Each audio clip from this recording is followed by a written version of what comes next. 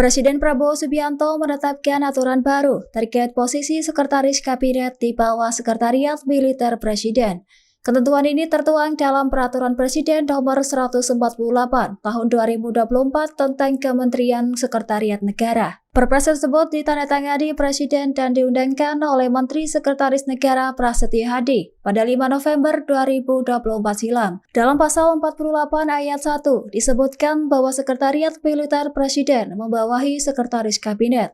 Selain itu, aturan ini juga mengatur hak keuangan dan fasilitas bagi Sekretaris Kabinet, terutama jika dijabat oleh prajurit TNI atau anggota Polri.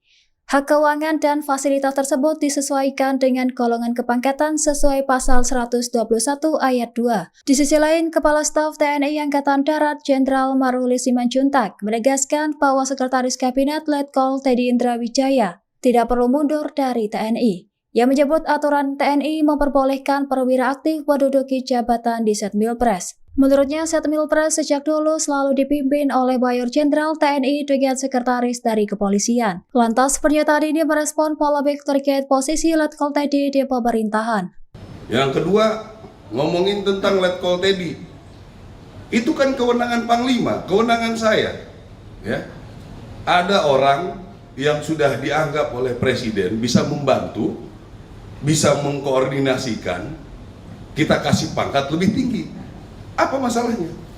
Ya, jadi itu kewenangan Panglima TNI. Masa kita mau diintervensi terus? Kami sudah baik-baik loh, bekerja profesional. Kalau memang diputuskan seperti ini, ya kami ikut.